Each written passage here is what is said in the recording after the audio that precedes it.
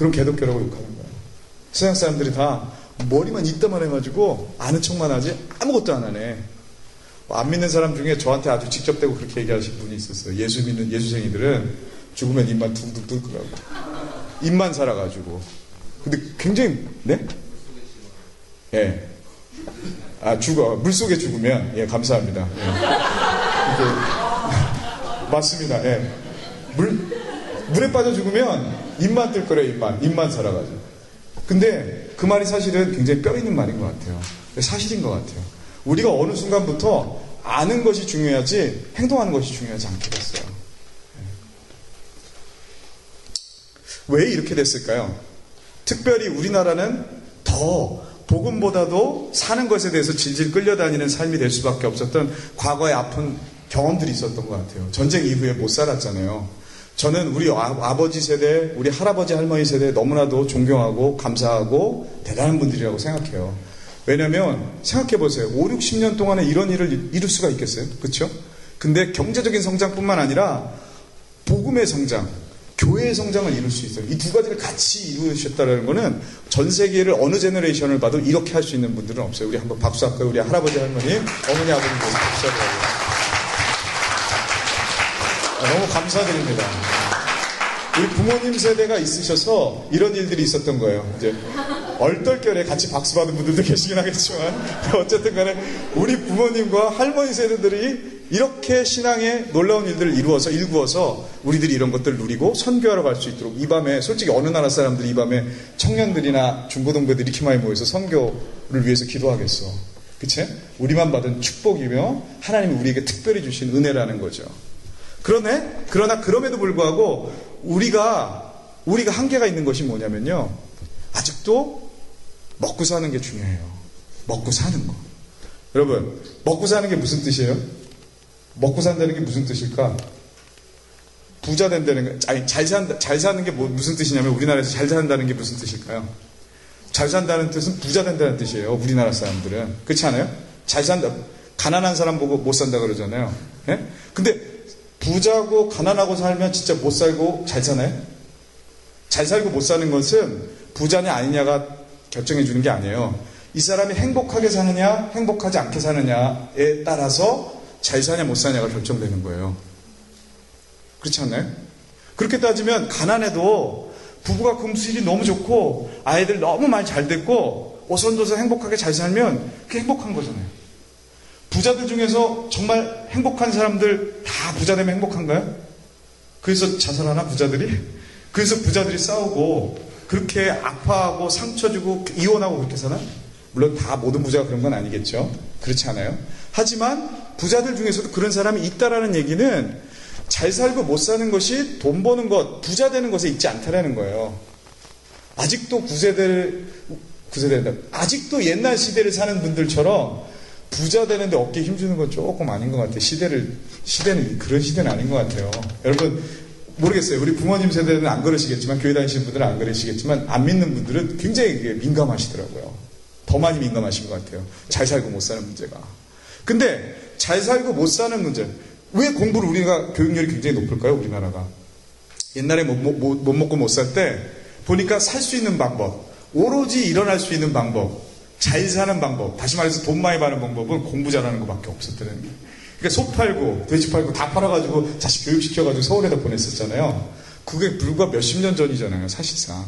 그렇죠. 그러니까 우리나라 사람은 이게 레파토리가 항상 있는 거예요. 근데 이게 세대가 변했는데도 불구하고 이 죄악은 계속해서 뿌리내려서 가는 것 같아요. 지금 젊은 부모님들도 아이들 어떻게 해서든지 하나라도 더 가르치려고 되게 애쓰고 수고하죠. 근데 저는 그것이 옛날에 못 살 때 뿌리를 아직도 우리가 거기에 그 뿌리를 뽑지 못해서 그렇다고 생각해요. 그것도 모르고 오바마가 굉장히 우리나라 교육을 칭찬하고 있긴 한데 어쨌든 간에 그것은 아닌 것 같아요. 그것은 아닌 것 같아요. 잘 먹고 못 사는 거, 이것은 진짜 행복하고는 상관이 없다라는 사실 여러분 기억하시길 바라요. 공부 잘해야 돼요, 그러면? 그럼 공부 안 해도 되겠네. 부자 될 필요 없네. 그거는 다른 얘기예요. 우리는 공부를 잘해야 되고, 그리고 우리가 가능한 한 부자가 돼야 돼요. 왜 그럴까? 하늘나라 확장을 위해서, 예수 그리스도의 복음을 위해서 그렇게 해야 된다는 것이.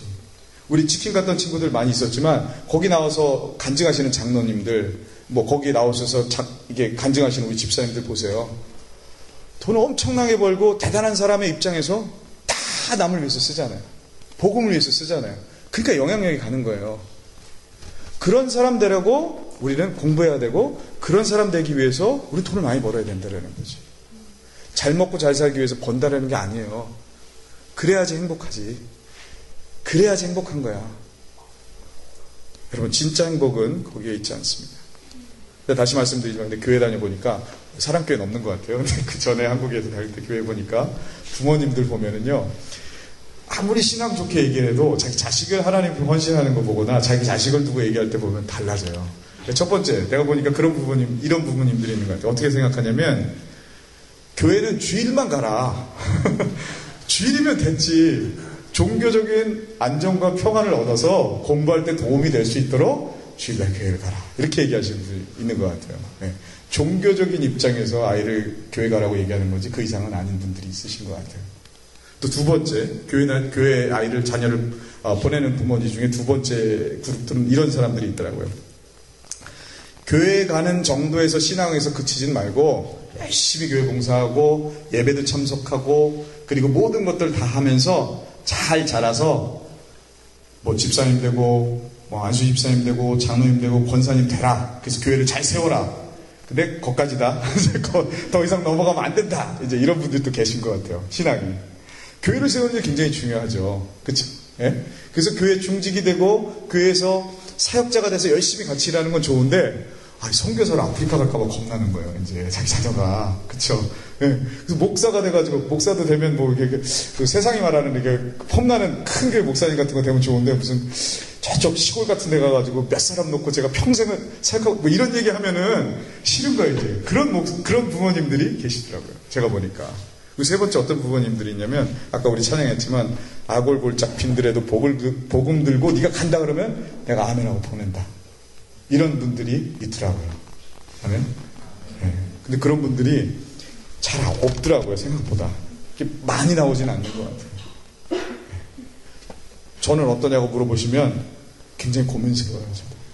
네. 솔직한 심정으로. 목사가 됐는데 영적인 눈만 가득 있어야 되는데 솔직한 심정으로, 애 낳기 전에 안 그렇지 않았거든요. 근데 이렇게 아이들이 이렇게 정원에서 놀고 있는 모습을 이렇게 보고 있으면 그 얘기를 내가 과연 할 수 있을까라는 오늘 퀘스천도 말씀 준비하면서 저 스스로 했어요. 여러분 어디에 속하세요? 하늘에 속하십니까? 아니면 나는 이 땅에 속하십니까? 평생 사시면서 이거 갖고 씨름하셔야 돼요. 아시겠어요? 이게 영적 전쟁이에요. 여러분이 싸워야 될 싸움이라는 거죠. 내 자식까지도. 나 자신은 드리기 쉬울 수도 있을 것 같은데 내 자식은 좀 쉽지 않잖아요. 그것까지도 하나님 앞에 온전하게 3번의 부모로서, 세 번째 말했던 부모로서 드리도록 우리가 싸우는 것, 이것이 결국은 우리의 영적인 싸움이 아닌가 말씀을 준비하면서 생각해 보았습니다.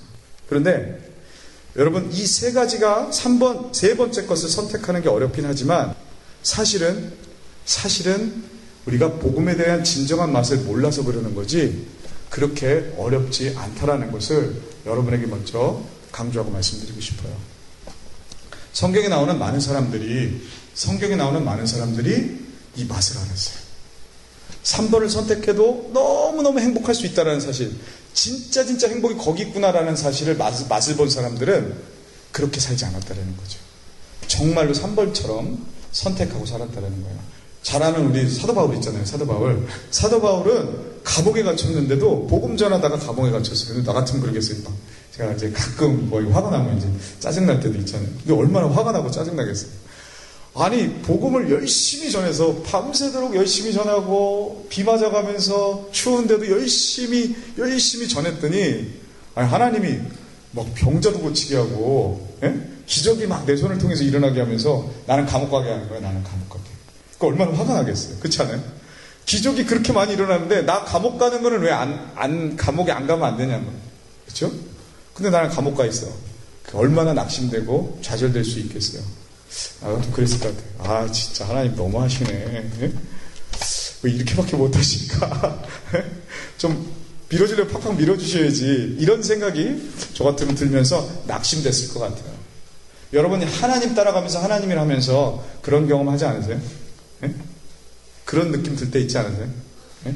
아니 이 정도 하면은 조금 이렇게 그래도 이런 것들은 열어주시고 이래주셔야지. 근데 하나님 다 열어주시긴 하더라고요. 근데 지금 열어줘야지.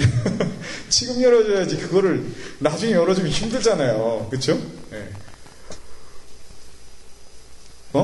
사도 바울이 감옥에 들어오기 전에 이 일이 해결됐어야지.